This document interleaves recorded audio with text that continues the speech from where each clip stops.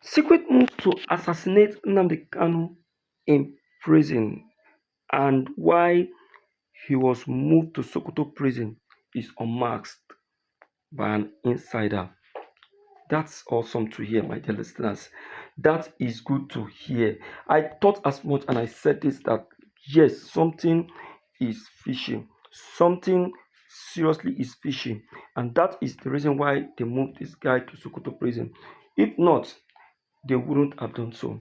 My dear listeners, if you have been joining us or you are just joining us for the very first time, do me to hit on the like button, subscribe, and begin to share this video because your opinion will go a long way to help save the life of the IPOP leader. Hmm. I am so touched by this very information, my dear listeners. Now, on this very matter, it has been revealed that the IPOP media has been influencing both home and abroad. This very claim that a series of internal memories and communication drafts has been circulating among top security officials.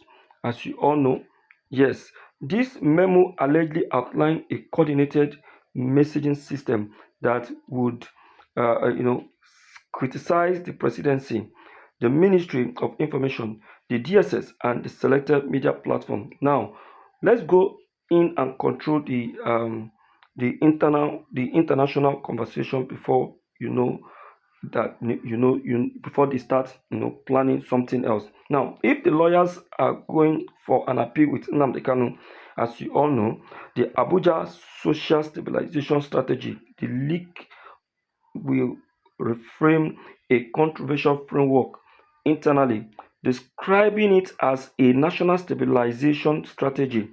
Under this alleged plan, the government wants to tighten media narrative about this very memo issue, then predict and counter IPOP response, increase diplomatic outreach to foreign allies, frame Kanu continued detention as a legal necessity, then protect the national economic interest. So, with all this, they are just trying to do just to tag Mazin Nnamdi Kanu a criminal, just to give the reason why they handed him down to prison or to life imprisonment.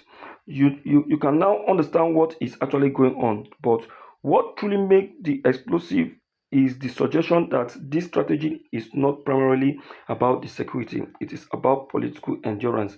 A top analyst has told reporters that the government knows that every decision about Kanu has election consequences, while the government may be crafting a strategy behind closed doors. The IPOP, according to the insider, is far from passive.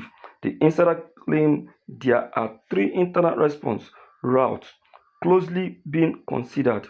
One, a diplomatic counter lobby involving diaspora activists. Two, a renowned push for international human rights intervention. Three, a structured media campaign to expose as rock allegedly hidden agenda. The insider specifically noted that IPOP does not want an uncontrolled escalation, but they are preparing for a long-term counter-narrative battle. So, if these leaks are accurate, both sides appear to be gearing up for a major information showdown, my dear people.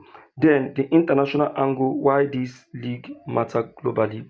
Diplomatic observers have already warned that the European Union, the United Nations, you know, and the Human Rights Council, the US Congress, and several African political blocs, yes, have been monitoring Kanu's case closely, even until the verdict that landed him to life imprisonment. So, as it is right now, we are now making it a very clear move now that these people, their agenda now is to make sure he doesn't come out of that prison until that very plan of theirs to assassinate him occurs. Dear listeners, are you going to allow this to happen? Are you? Please help share this very video. Save the life of Mazin Amdekano because I know that it will go a long way to expose this criminal. Thank you.